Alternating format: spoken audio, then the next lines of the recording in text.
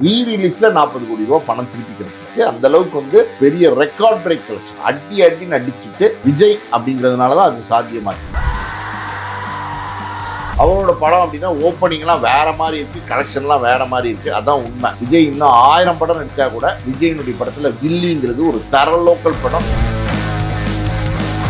அடையப்பா already பாத்தீங்கன்னா அடையப்பா என்ன record create பண்ண. ரஜினியை வந்து இன்னைக்கு வரைக்கும் அசைக்க முடியலையே. 50 வருஷம் ஆச்சு ரஜினி வந்து. இந்த வயசுலயும் நான் தாண்டா கில்லி. நினைச்சதை விட பல மடங்கு வரவேற்பு. எல்லா தியேட்டர்லையும் கூட்டம் திம்முன்னு கூட்டம் கொட்டி முழங்குச்சு. படையப்பாவுடைய வசூல் அந்த நம்பர் 1 இடத்த யார் ரேஸ்க்கு வந்தாலும் பரவாயில்ல, நான் விட்டு கொடுக்க மாட்டேன்.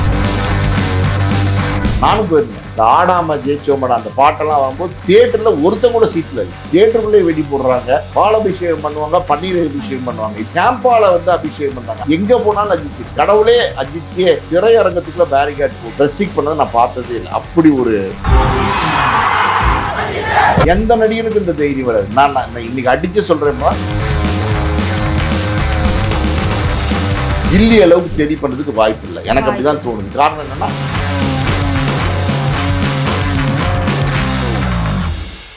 காந்தம் மீடியா நேயர்களுக்கு வணக்கம். நான் உங்கள் விஜய் யாஸ்மின். இன்னைக்கு நம்ம கூட சினிமா விமர்சகர் மற்றும் ஆஸ்கார் மூவிஸ் ப்ரொடியூசர் பாலாஜி பிரபு சார் அவர்கள் தான் இருக்காரு. வணக்கம் சார். வணக்கம். எப்படி சார் இருக்கீங்க? நல்லா இருக்கேம்மா. இந்த 2026ல புது படங்களுக்கு பெருசா வாய்ப்பு இல்லைன்னா கூட புது படங்கள் வந்தாலுமே அதுக்கு கிடைக்கிற வரவேற்பை விட இப்போ ரீரிலீஸ் ஆன படங்களுக்கு தான் அதிக வரவேற்பு இருக்கு. அந்த வகையில தான் படையப்பா, மங்காத்தா, கில்லி இப்படின்னு 3 படமும் வந்துச்சு. இதுல இந்த 3த்துல எது பயங்கரமா போயிருக்கு அப்படின்ற கேள்விதான் இப்போ இருக்கு. இந்த 3லையும் பார்த்தீங்கன்னா கில்லி தான் இது வரைக்கும் டாப் கலெக்ஷனில் இருக்குது. கில்லி கிட்டத்தட்ட பார்த்தீங்கன்னா 38 கோடியோ 40 கோடியோ கலெக்ட் பண்ணியிருக்கு வேர்ல்டு வைட் கலெக்ஷன் ரீ ரிலீஸில். கில்லி வந்து பார்த்தீங்கன்னா ரிலீஸ் ஆன நேரத்தில் அதிரி புதிரியான வெற்றி. அந்த படம் தயாரித்த ஏஎம் ரத்னத்துக்கு பார்த்தீங்கன்னா ஒரு ரீ ரிலீஸில் 40 கோடி ரூபா பணம் திருப்பி கிடச்சிச்சு. அந்தளவுக்கு வந்து விஜய் அப்படிங்கிறதுனால தான் அது சாத்தியமாச்சு. விஜயோட படம் அப்படின்னும் போது இன்னைக்கு வந்து விஜய்க்கு ஒரு பெரிய செல்வாக்கு இருக்குது. ரசிகர் மத்தியில் வந்து நடிகர் விஜய்க்கு வந்து ஒரு பெரிய ஒரு வரவேற்பு இருக்கு. அவரோட படம் அப்படின்னா ஓப்பனிங்லாம் வேற மாதிரி இருக்கு, கலெக்ஷன்லாம் வேற மாதிரி இருக்கு. அதான் உண்மை. அப்படி இருக்கும்போது கில்லி அப்படின்னும் போது விஜய் நடித்த படங்கள்லயே வந்து தர லோக்கல் படம். அதான் உண்மை. தர லோக்கல்னு சொல்லுவாங்கல்ல, அதாவது ஒரு அதிரி புதிரியான ஒரு மசாலா, அதே நேரத்தில் ஒரு இன்ட்ரெஸ்டிங்கான கண்டென்ட்டு. ஒரு பிரகாஷ்ராஜ் அதை வந்து பார்த்தீங்கன்னா துண்டை தோளில் போட்டு அந்த ஜீப்பு ஓட்டிகிட்டு போகிறது. அதே மாதிரி பார்த்தீங்கன்னா திரிஷா அந்த படத்துக்கு வந்து ஒரு பெரிய ப்ளஸ். அந்த படத்தில் உள்ள பாட்டெல்லாம் பயங்கர ப்ளஸ்ஸு. அந்த படத்தில் விஜய் வந்து ரொம்ப யூத்தாக இருப்பார், யங்காக இருப்பார். 15 வருஷத்துக்கு முன்னாடி வந்த படம்னு நினைக்கிறேன். அவ்வளோ இன்ட்ரெஸ்டிங்காக இருக்கும். பாட்டெல்லாம் பார்த்தீங்கன்னா செம்ம ஹிட்டு, மாஸான ஒரு படம். அதாவது அந்த கில்லி நீங்கள் பார்த்தீங்கன்னு வச்சுங்களேன், அப்படியே வந்து தூசி பறக்கும், ஸ்க்ரீன்லேயே தூசி பறக்கும். ஒவ்வொரு ஃபைட் சீனும் பார்த்தீங்கன்னா அவ்வளோ எக்ஸ்ட்ராடனரியாக இருக்கும். அதே மாதிரி டான்ஸ் சீக்வன்சஸ் எக்ஸ்ட்ராடனரியாக இருக்கும், லவ் சீன் நல்லா இருக்கும், காமெடி நல்லா இருக்கும். பிரகாஷ்ராஜோட ஆக்டிங், அந்த செல்லம் அப்படிங்கிறது அந்த ஆக்டிங் எல்லாம் ரொம்ப நல்லா இருக்கும். மொத்தத்தில் பார்த்தீங்கன்னா கில்லி அப்படின்னா அது ஒரு சூப்பர் படம். அது ஒரு பெஞ்ச் மார்க் விஜயோட படத்துலேயே. விஜய் இன்னும் 1000 படம் நடித்தா கூட விஜயினுடைய படத்தில் கில்லிங்கிறது ஒரு தர லோக்கல் படம். அடிச்சு அதாவது இறங்கி அடிப்பாங்கன்னு சொல்லுவாங்களே ஒரு படம், அந்த மாதிரி ஒரு படம். அந்த படம் வந்து பார்த்தீங்கன்னா ரீ ரிலீஸ் ஆகி பட்டி தொட்டியெல்லாம் முழங்க ஆரம்பிச்சிச்சு. கிட்டத்தட்ட வேர்ல்டு வைட் ரிலீஸ் பண்ணாங்க. எல்லா தியேட்டர்லையும் பெரிய கூட்டம், பெரிய ஓப்பனிங், பெரிய ரெக்கார்ட் பிரேக் கலெக்ஷன். அடின்னு அடிச்சிச்சு.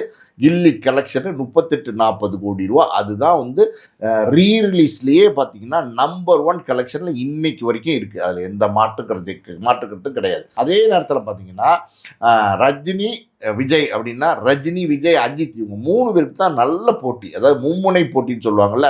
கமலஹாசன் இந்த போட்டியில் இருக்கார். கமலஹாசன் நம்ம விட்டுட்டு பேச முடியாது. ஆனால் கமலை பொறுத்த வரைக்கும் பார்த்தீங்கன்னா அவர் வேறு மாதிரியான படங்கள் தொடர்ந்து நடிப்பார். ஒரு உதாரணத்துக்கு சொல்லணும்னா சிற்பிக்குள் முத்துன்னு நடிப்பார், அவ்வை சண்முகின்னு நடிப்பார், குருதி புனல்னு நடிப்பார், குணான் நடிப்பார், மகாநதின்னு நடிப்பார், விஸ்வரம் நடிப்பார், பாபநாசம் நடிப்பார். இப்படி கமல் வந்து வேறு பேட்டர்னான கதைகள்லாம் நடிப்பார். அவர் வந்து கமல் வந்து நடிப்பு, கமலை பொறுத்த வரைக்கும் நடிப்பு அசுரன், நடிப்பு அரக்கன். கமலை மாதிரி நடிக்க முடியாதுங்கிற மாதிரி ஒரு பர்ஃபார்மன்ஸு.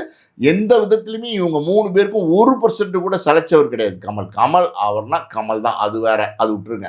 ஆனால் இந்த ரேஸ்குள்ளேயே நம்ம கமலில் கொண்டு வரலைன்னா, கமல் நான் சொன்ன மாதிரி பார்த்தீங்கன்னா ஃபுல் பேக்கடு மசாலா ஆர்டிஸ்டாக கிடையாது. பல நேரங்களில் வந்து பார்த்தீங்கன்னா மசாலா படங்கள் பல படங்கள் வந்து கமல் நடிச்சிருக்காரு. ஆனால் இந்த மாதிரி நல்ல நல்ல படங்கள் கமல் கொடுக்கறதுனால அப்பப்போ இல்லை அடிக்கடி கொடுப்பார். இந்த மாதிரி நல்ல நல்ல படங்கள் அபூர்வ சகோதரர்கள் அவர் நினைக்கிற படமெல்லாம் வேறு மாதிரியான படமாக இருக்கும். அந்த மாதிரி கொடுக்கறதுனால கமல் அந்த கேட்டகரியிலேருந்து நம்ம எடுத்து வச்சிடறோம். இந்த மாஸ் மசாலா காம்படிஷன் இது ரஜினி, அஜித் அண்ட் விஜய். அந்த வகையில் பார்த்தீங்கன்னா ரஜினி வந்து எந்த விதத்துலையும் இன்னைக்கு இருக்கிற யங்ஸ்டர்ஸ் யார், அஜித், விஜய், அது இல்லாமல் நம்ம பேசணும்னா சிம்பு, தனுஷ், அது இல்லாமல் சூர்யா, சிவகார்த்திகேயன், நேத்திக்கு வந்த பிரதீப் ரங்கநாதன் வரைக்கும் பார்த்தீங்கன்னா டஃப் கொடுக்குற ஆள் யாருன்னா ரஜினி தான். ரஜினியை வந்து இன்னைக்கு வரைக்கும் அசைக்க முடியலையே. 50 வருஷம் ஆச்சு ரஜினி வந்து சூப்பர் ஸ்டார்னு பட்டை கொடுத்தே 50 வருஷம் ஆச்சு. 75 வயசு ஆச்சு ரஜினிக்கு.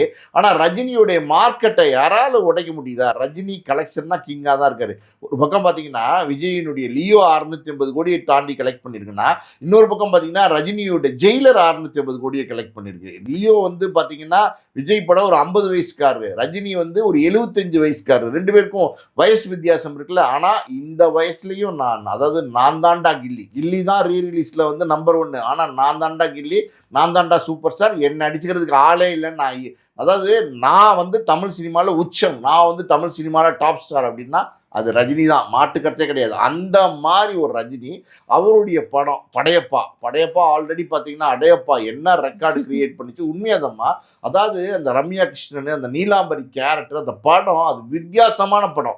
அன்னைக்கெல்லாம் பார்த்தீங்கன்னா முன்னாள் முதலமைச்சர் ஜெயலலிதாவை எதிர்த்து பார்த்தீங்கன்னா 96ல் ரஜினி குரல் கொடுத்தாரு. அதுக்கப்புறம் வந்த படம் தான் அதெல்லாம். அது இந்த படம்லாம் எப்படின்னா ஜெயலலிதாவை விமர்சனம் பண்ணி தான் ரஜினி எடுத்திருக்காரு. நீலாம்பரி கேரக்டர் வந்து ஜெயலலிதா தான் அப்படின்லாம் அன்னைக்கு பேசினாங்க. அதனால தான் இந்த படம் வந்து எப்படின்னா ஒரு 10% ஓடும், 100% ஓடும்னா 1000 மடங்கு ஜாஸ்தியாக ஓடிச்சு. விறுவிறுன்னு ஓடிச்சு. படமே பார்த்தீங்கன்னா எக்ஸ்ட்ராடனரியாக இருக்கும். அந்த ரஜினியுடைய ஸ்டைல் இருக்குது பார்த்தீங்களா, அது யாராலையுமே எவனாலையும் அடிச்சுக்க முடியாதுன்னு சொல்லுவாங்கள்ல, அந்த மாதிரி ஒரு ஸ்டைல். நீங்கள் வந்து ஒரே ஒரு காட்சியை மட்டும் சொல்கிறேன். அதாவது வயசானதுக்கப்புறம் பார்த்தீங்கன்னா ரஜினி வந்து ரம்யா கிருஷ்ணனை பார்க்க போயிருப்பாங்க. அங்கே வந்து பார்த்தீங்கன்னா அவங்க ரம்யா கிருஷ்ணன் சேர் போட்டு உட்காந்துருப்பாங்க.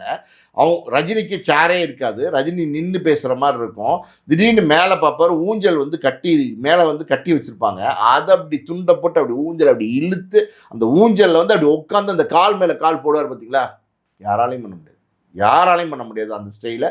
அது ரஜினி தான் அப்படிங்கிறதுனால படையப்பா அது நீண்ட வருடங்களுக்கு கழித்து மறுபடியும் வந்ததுக்கப்புறம் அதுக்கு ஒரு பெரிய வரவேற்பு இருக்குமா அப்படின்னு நினச்சாங்க. ஆனால் பார்த்தீங்கன்னா நினைச்சதை விட பல மடங்கு வரவேற்பு. எல்லா தேட்டர்லையும் கூட்டம் திம்முன்னு கூட்டம் கொட்டி முழங்குச்சு. படையப்பாவுடைய வசூல், ரஜினியோடைய பேர், அதாவது ரஜினி அந்த பேர் அந்த புகழ், அதுக்கு வந்து ஆடியன்ஸ் வந்துகிட்டே தான் இருந்தாங்க, வந்துகிட்டே தான் இருப்பாங்க.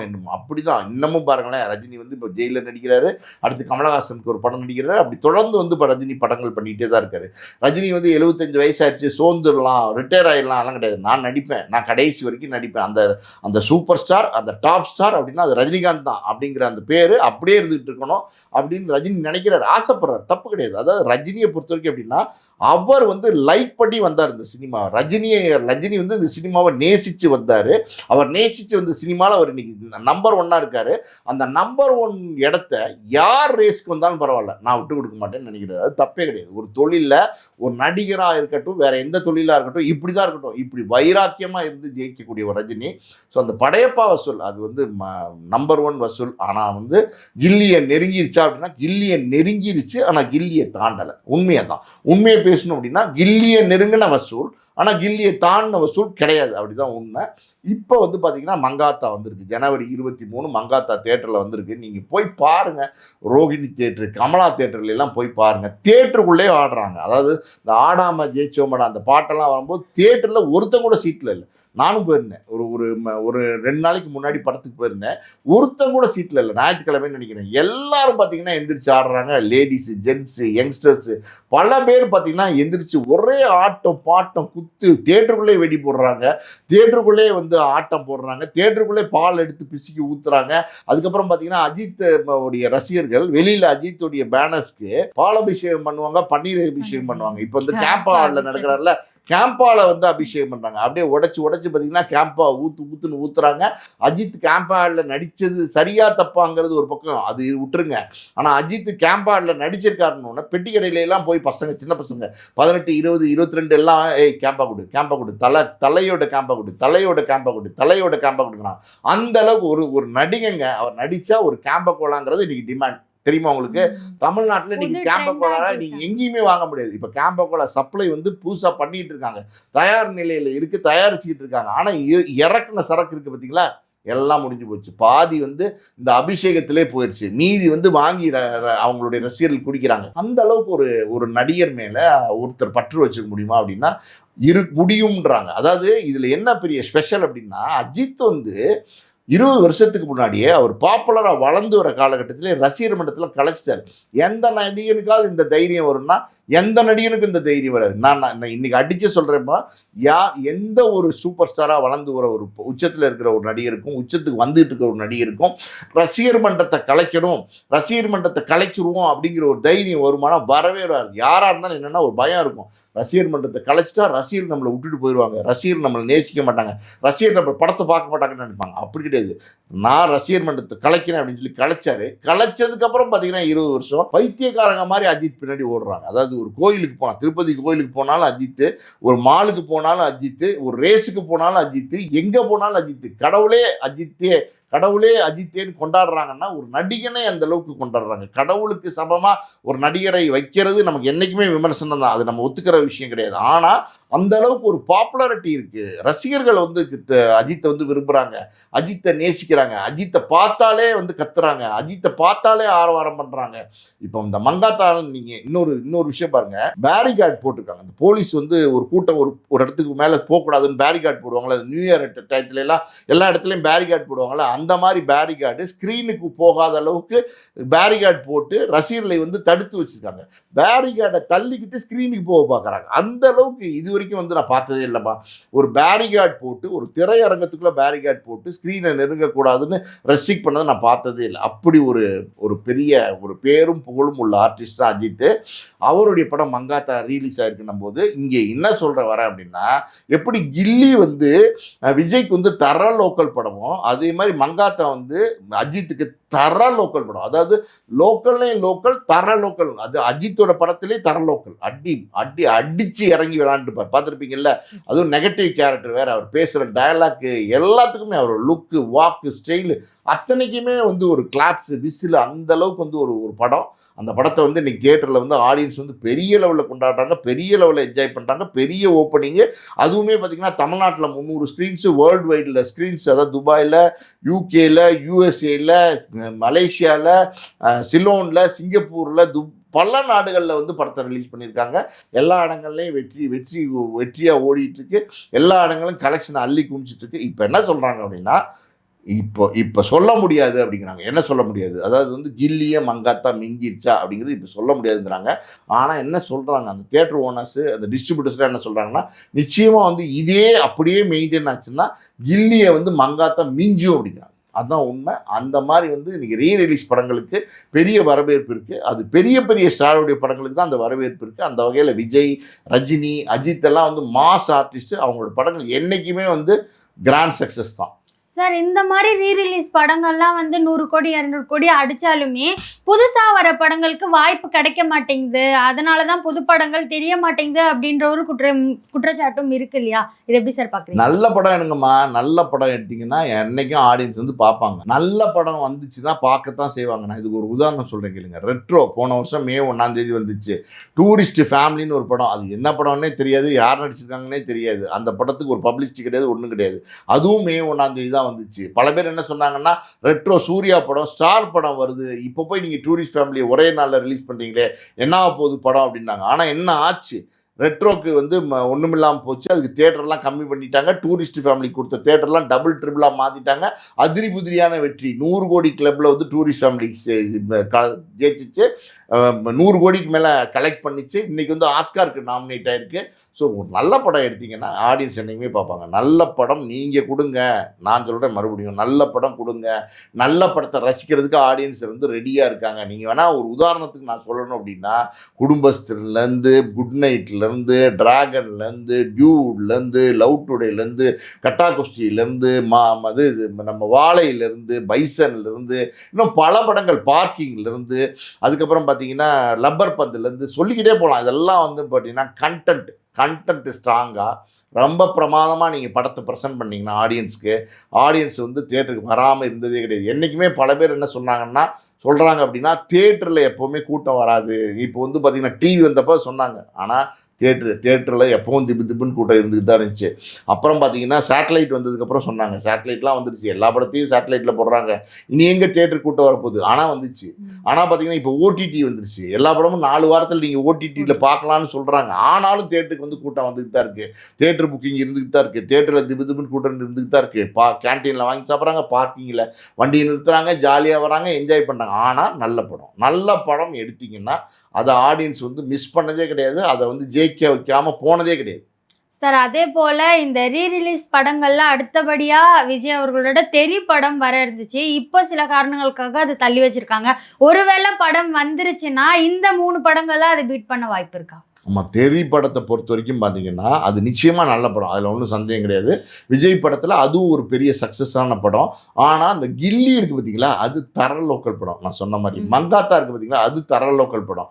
அதே மாதிரி பார்த்தீங்கன்னா படையப்பா, அது வேறு மாதிரியான ஒரு டாக்கை ஏற்படுத்தின படம். அந்த அளவுக்கு வந்து தெறி வந்து ஒரு சூப்பர் படமா அப்படின்னா அது உண்மையாக சொல்லப்போனால் நல்ல படம். ஆனால் விஜயோட பெஸ்ட் படத்தில் ஒரு படம் தான். ஆனால் அந்த அளவுக்கு ரெக்கார்ட் பிரேக்கிங் கலெக்ஷனை வந்து தெறி பண்ணுமா அப்படின்னா கில்லி அளவுக்கு தெறி பண்ணுறதுக்கு வாய்ப்பு இல்லை. எனக்கு அப்படி தான் தோணுது. காரணம் என்னென்னா கில்லி வந்து இறங்கி அடித்த மசாலா படம், தெறி அப்படி கிடையாது. அந்த மாதிரி இல்லாமல் இப்போ தெறிக்கு வந்து வாய்ப்புகள் கம்மி தான் அந்த அளவுக்கு போகிறதுக்கு. இது சொல்ல முடியாதுமா. ஆனால் தெறி வந்து இப்போ வந்து பார்த்தீங்கன்னா வந்து ஜனநாயகன் படம் எப்போ ரிலீஸ் ஆகுதுன்னு தெரியாமல் இருக்காங்க. ஜனநாயகன் படத்தை பார்க்கணும்னு வெறித்தனமாக இருக்காங்க.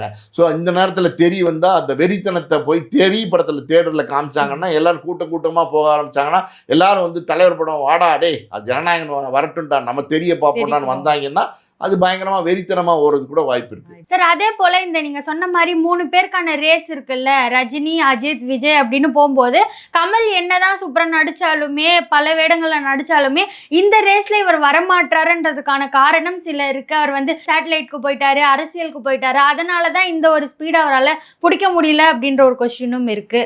இது எப்படி சார்? அதாவதுமா கமலை பொறுத்த வரைக்கும் பார்த்தீங்கன்னா மகா நடிகன்மா. அதனால் வந்து அவரை வந்து இந்த கமர்ஷியல் லிஸ்ட்டுக்குள்ளே கொண்டு வர முடியாது. ரஜினி, விஜய், அஜித்தை பொறுத்த வரைக்கும் பார்த்தீங்கன்னா A to Z எல்லா படமும் கமர்ஷியல் படம் தான் நடிப்பாங்க. ஆனால் கமலை பொறுத்த வரைக்கும் பார்த்தீங்கன்னா ஒரு விக்ரமும் நடிப்பார், அதே மாதிரி பார்த்தீங்கன்னா ஒரு பாபநாசமும் நடிப்பார். அதனால் வந்து கமலுடைய கேட்டகரியே வேறம்மா. நீங்கள் கமலை யாரோடையுமே கம்பேர் பண்ணாதீங்க. கமல் தான், அதில் வந்து மாட்டுக்கிறதே கிடையாது. கமலுக்கு ஈடாக ஒரு நடிகரை நம்ம கொண்டு வர முடியுமா இப்போ இருக்கிற ஜென்ரேஷனில் அப்படின்னா முடியவே முடியாது. அந்தளவுக்கு ஒரு மகா நடிகன்னா கமல் தான். அது வேற கிளாஸ், இது வேற மாஸ். சினிமா சம்பந்தப்பட்ட நிறைய விஷயங்களை பகிர்ந்ததுக்கு நன்றி சார். நன்றி.